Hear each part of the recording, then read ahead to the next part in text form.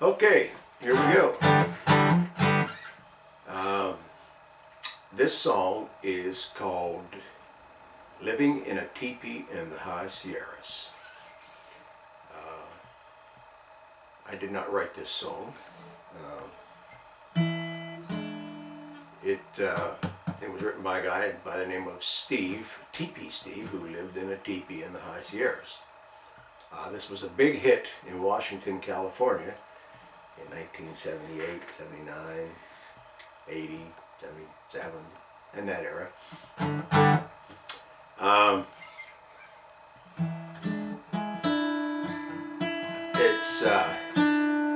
It's my story of this song, how it came to me, is that in 1978, when I got out of high school, my oldest brother Blaze, cool name, changed it to Joe because he got picked on, with a name like Blaze, but so he changed it to Joe when he got in the Navy. Anyway, he decided that I should probably come and go to California and live with him. He was afraid of the direction my life was not afraid, but concerned about the direction my life was going in. So he wanted me to go out there and live with a bunch of, pot smoking, acid dropping, skinny dipping hippies, of which none of them he was, though. I have to clarify that. He was none of those. But everybody out there was. So, he drove from California to Asheville in this 66 Ford ranch wagon, station wagon. Him and his girlfriend at the time. The exhaust was wired up on this thing, and the transmission slipped. And we loaded that car up. We actually put a 1200 cc Harley Davidson chopper in the back seat of that car. Took the forks off the front and pulled it through right behind the driver's seat so it sat over that hump. There's that hump in the car. There used to be humps in cars where the drive shaft run through, but no. And, it was an old, I think it was a 58 Panhead. Had a suicide shift and a suicide clutch. I believe a guy in California still has that bike in Washington. And, that thing weighs, I don't know, a good 1,000 pounds anyway, maybe more. And then, of course, we loaded the trunk of it, the area up with it. The forks went in the back, and all my stuff. Of course, I didn't have a lot of stuff. I was only 17, I didn't accumulate a whole lot of stuff by then, And we hit the road. And we made it to Ohio. We went out 70. We made it to Ohio, and the wheel bearing went out. Front wheel bearing. So we had to get towed. And I can remember riding into, the back of riding in the car like this, we're getting towed down the road. And they put a wheel bearing in it, and away we went, They tied the exhaust up some more. And,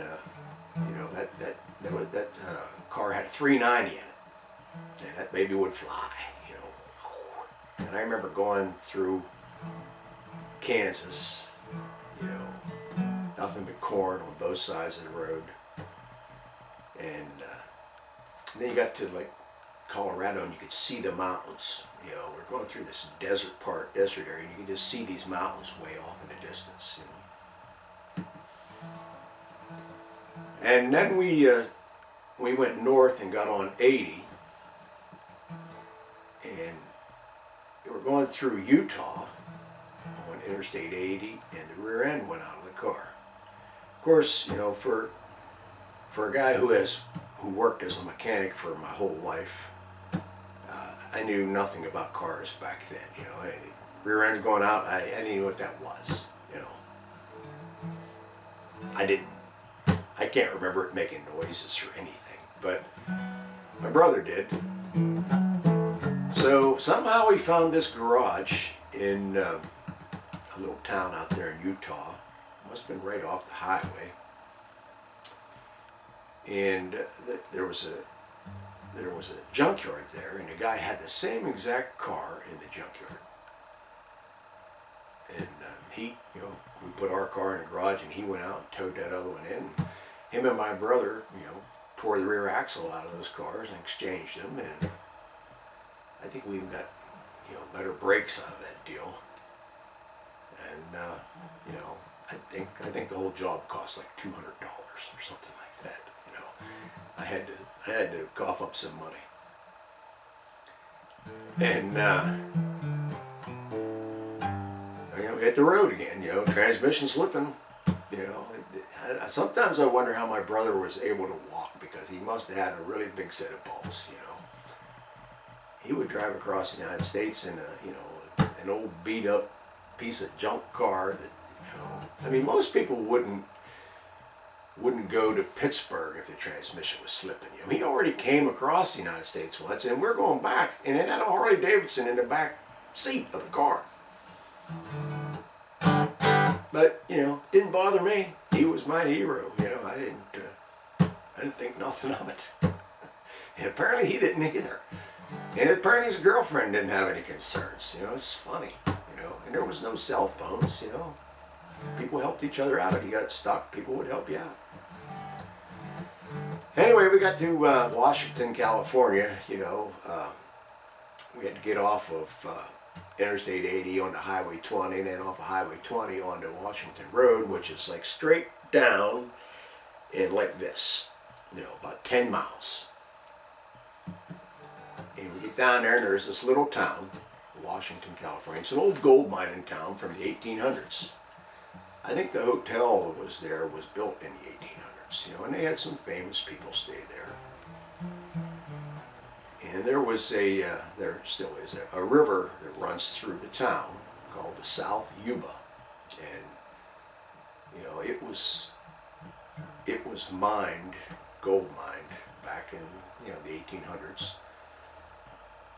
They mined that thing the whole way right down to the bedrock. So there was big piles of boulders laying everywhere. And we got out there in June, and that river was cold. It was cold. You could see the snow up in the mountains, snow-capped mountains of the Sierra Nevadas. And I stayed in, we stayed in the hotel upstairs, and my brother and his girlfriend got the restaurant going, and I basically stayed in a closet upstairs. There was a big closet, about half the size of this room. This room isn't very big. We put a blanket over the front way, and a cot was in there, and that's where I slept, It didn't bother me any. I kind of fit right in with that hippie lifestyle, it was, they were all hippies, they were all Vietnam veterans, a lot of them, and who were originally down in the city, Brisbane, San Francisco area, and they just kind of drifted up into the mountains, A couple of the guys were still gold mining in the river. They was working this patch of ground called the Serpentine, where it hadn't been mined the whole way down to bedrock, because it was like a different strata of rock there. So they were mining that, they were down under the water, 20 feet down, whatever it is, taking boulders out.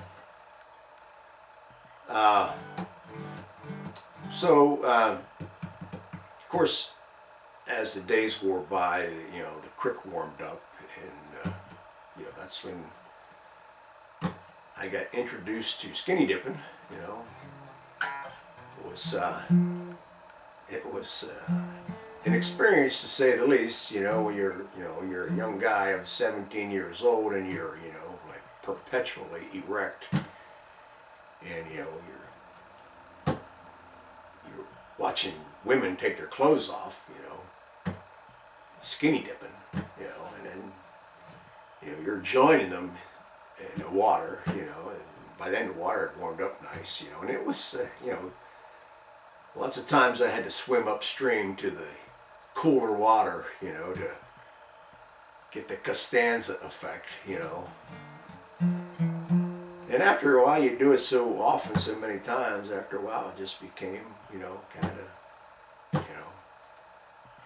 I can remember me and a kid named Carl, we had this place called Hidden Beach there. Everybody, of course, it wasn't so hidden because everybody knew about it. We were taking our clothes off to go in the creek, in the river swimming, and this woman said, "How dare you take your clothes off in front of my daughters," And I said, "I was born in these clothes, lady," That was always the typical response. And of course, they were teenage girls, and they didn't mind. And anyway, it was quite an experience that summer in California. I got to see, the one night, my LSD experience was I saw a horse breathing fire going across the sky one night, That was the good part of that trip, After that, it didn't go so well, but, it was an experience, a life experience. I wouldn't do it again, but it was an experience. Anyway, in the evenings, on the weekends, there was a guy there, his name was Barry Morgan, and Barry would play the guitar. He was a big, burly guy, And we'd sit outside on the bench, and they would tell stories, and he would play the guitar, and everybody would gather around singing, and it was such a great time, it was just fantastic. And when we go over on the side, there was a rock stone building there, and that stones always held the heat from the day, and so in the evening, when it started getting cold, it was always warm there on the rocks. There were lots of guitar players. There was a guy by the name of Guitar Dave there who was a really good guitar player.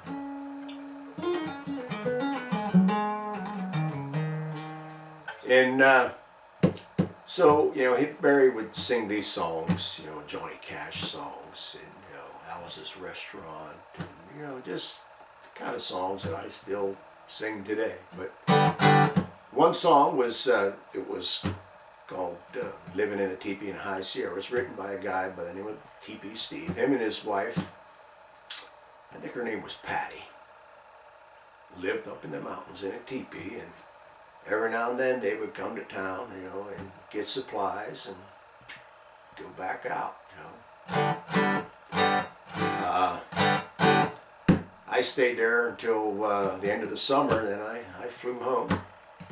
And I did go back out twice since then. But anyway, the song goes something like this.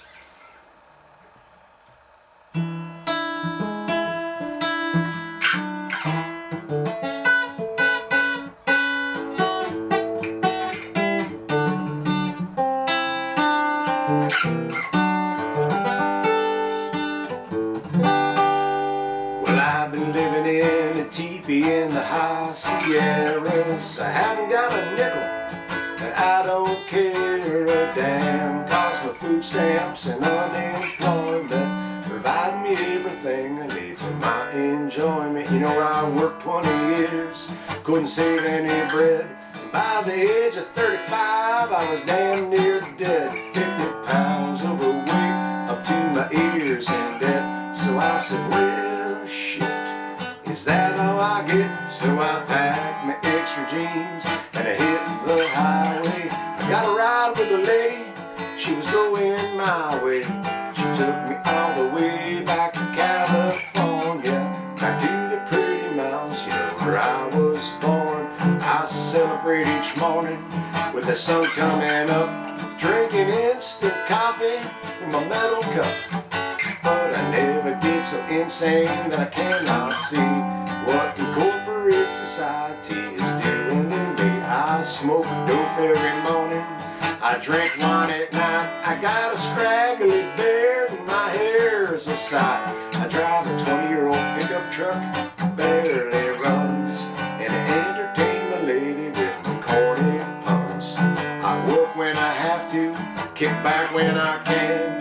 I'm not in competition with no other man. I take my life in a free-form style.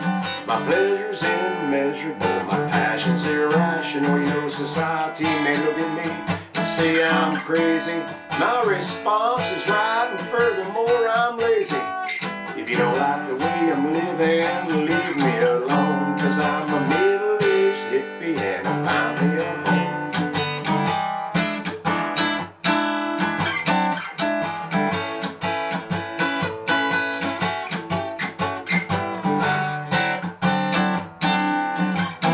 With a hey-lottie-lottie and a hot cha-cha.